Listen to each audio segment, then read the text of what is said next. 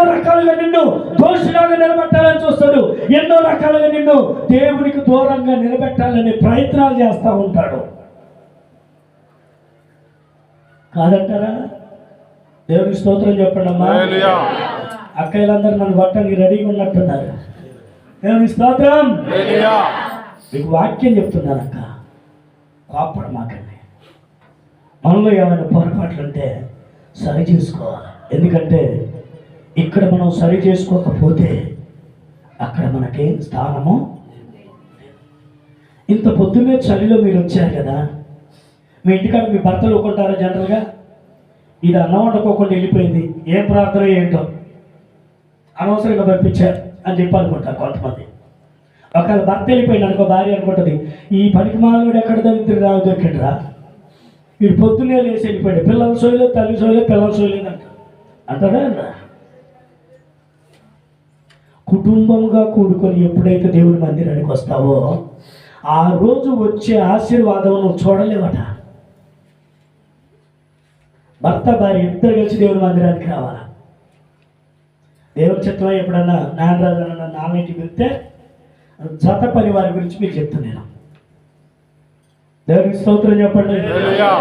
హల్లెలూయా. ప్రియమైనటువంటి దేవుని బిడ్డలారా, నువ్వు బ్రతుకుతుంటే వచ్చే మనుషులు లేరు. ఏమంటున్నాడు అక్కడ? మరొకసారి చదువున వాక్యాన్ని 3వ వచనం. వారు చేయి చెడుతనమును చూసి రాజు సంతోషించును, వారు కలలాడుట అధిపతులు విని. మనం కొట్టుకుంటే పక్క బిడ్డోడు ఏం చేస్తాడట? ఏ దేవుడు బిడ్డారా వీళ్ళు పొద్దున్నే 6 గంటలకు తలస్నానాలు చేసి బైబిల్ పట్టుకొని టిక్కు అనుకుంటే వెళ్ళిపోయి ప్రార్థన నుంచి రాగానే వీళ్ళ ప్రార్థన చూడరా ఎంత బాగుందో. అవతల వ్యక్తులు అనుకోవటానికి ఛాన్స్ ఇచ్చేది ఎవరు? మనం కాదంటారా? హల్లెలూయా. మనం దేవుని సన్నిధిలో గుర్తుపెట్టుకోండి, మనం దేవుని బిడ్డలమైతే, దేవుని వారమైతే, దేవుడు మన పక్షాన ఉంటే మన హృదయంలో చెడు తలంపుల ఉద్దేశాలు పొరపాటు కూడా రావు. హల్లెలూయా. నువ్వు దేవునికి నమ్మకంగా బ్రతికితే నువ్వు చనిపోయి తిరిగి ఆయన రాజ్యంలో నిలబడేంత వరకు నీ పక్కనే ఆయన ఉంటాడు. యేసు ప్రభువు వారు భూమి మీదకి వచ్చింది నీకోసం, నా కోసమే. ఆస్తులు కూడా పెట్టుకోవడానికి కాదు. ఆయన కొట్టారు, తిట్టారు, మొక్కను ఉమ్మేశారు, సరిగారు, గునిగారు. ఓ మాంత్రికుడు వెళ్ళిపో ఉన్నారు. పందుల గుంపులో ఒక దురాత్మను పంపితే పందులు లేవన్నారు. ఓ మాంత్రికుడా, మంచి చేసేవాడిని ఎవరేం తిడతారు? నన్ను విక్రమ్ నగరు, రాజబీల్ నగరు, అది దాని పవతలు ఏదో ఊరు ఉంటుందా, ఎల్లం నగరు, అక్కడ అందరికీ నన్ను ఎట్ట పరిచయం చేశారో తెలుసా? 8 మంది మంత్రాలయ గారు అసలు. దేవానికి స్తోత్రం అనుకున్నా. నిందలు అనుభవించుట, శ్రమలు అనుభవించుట సేవకులకు చాలా ఇష్టం. ఏమంటే మీరు నిజం చెప్పండి, తొడి చేయద్దు. నా ఫేస్ కట్ మంత్రాలు చేసేటోడాగుందా? నా యేసయ్య కోసం చచ్చిపోవడానికి ఇష్టపడినటువంటి వ్యక్తినండి నేను. హల్లెలూయా. నన్ను రహస్యంగా చంపడానికి కూడా ప్లాన్ చేశారు ఆ ఊరిలో. కానీ మా అబ్బాయి ఒక ఆయన ఉన్నాడు అక్కడ, శంసుడు, బలవంతుడు. చిన్న ఈగ కూడా మీద వాడటానికి ఆయన పర్మిషన్ కావాలి. అక్కడ ఈగలు దోమలు ఉంటాయి కదా, అది నా మీద వాడాలన్నా ఆయన పర్మిషన్ కావాలి. నన్ను అంత బాగా ప్రాణం కంటే ఎక్కువ చూస్తాడు. దేవునికి స్తోత్రం.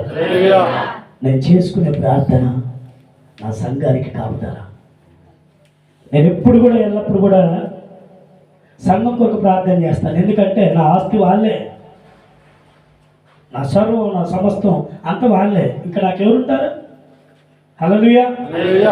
దేవుని యందు మనము పాపంతో సంతోషించే వారిగా మనం ఉండొద్దట. 5వది, త్రాగుడు స్త్రీలు. జనరల్గా మగాళ్ళు తాగుతారు, ఆడవాళ్ళు కూడా తాగుతారు. తెలుసా? నా చిన్నతనం నుంచి నేను చూసుకుంటూ వస్తున్నా. మా ఊర్లో ఒక భార్య భర్తలు ఉంటారు. సాయంత్రం 5 కాగానే మనోళ్ళు అప్పుడు బాగా సారా కాసేటోళ్ళు, ఇప్పుడు కూడా కాస్తారు అనుకోండి కొంతమంది. మా ఊర్లో తట్లు పెట్టుకొని వచ్చేవాళ్ళు, క్యాన్లు. 2 కాయలు కొనేవాళ్ళు. 2 సీసాలు ఉంటాయి కదా, ఆ 2 కాయలు కొని పెట్టుకునేవాళ్ళు. కర్మగాలి భార్య కంటే భర్త ముందుగా ఒక గ్లాస్ తాగింది అనుకో, ఇంట్లో పొట్టుకొచ్చిద్దాం. నిజమండి, ఘోరం.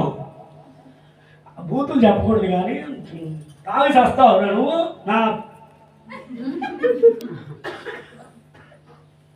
మేము బయట చిన్నపిల్లలు మాకేం తెలియదుగా, దేవుడి ప్రభు స్తోత్రం. ఈ తాగుబోతులు ఏంటాయి, మాకు ఈ కర్మ ఏంటాయి అంటే ఇద్దరు కూర్చొని నువ్వు ఒక గ్లాసు నేను ఒక గ్లాసు, నేను ఒక గ్లాసు నాదో గ్లాసు అయిపోయేదాకా ఇలా మెయింటైన్ చేసుకుంటూ వస్తే వాళ్ళిద్దరు ఒకరికొకరు కింద మట్టి తినిపించుకునేవాళ్ళు. అన్నాన్ని పక్క కలిపి ఓ రోజు నేను పోయి, బాబాయ్ మీరేం తింటున్నారో అర్థమవుతుందా మీకు? అన్నమే కదరా, పళ్ళెం ఎక్కడ ఉంది, నువ్వు ఏడగలుగుతున్నావు. ఆవిడేమో పడుకొని కూర ఏమంటావా, ఏడాది కూర ఎక్కడే కూర వేసేదావా భూమి మీద. హల్లెలూయా. కానీ ఇక్కడ 7వ అధ్యాయంలో 4 వచనాలు మనం చూస్తే ప్రియ దేవుని బిడ్డలారా,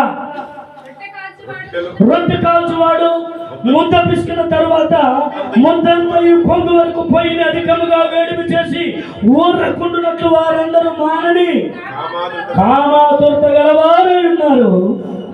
మన రాజు దినమున అధిపతులు అతని ద్రాక్షారస ఫలము చేత మత్తిని జబ్బు పట్టి రాజు తానే అపహాసకులకు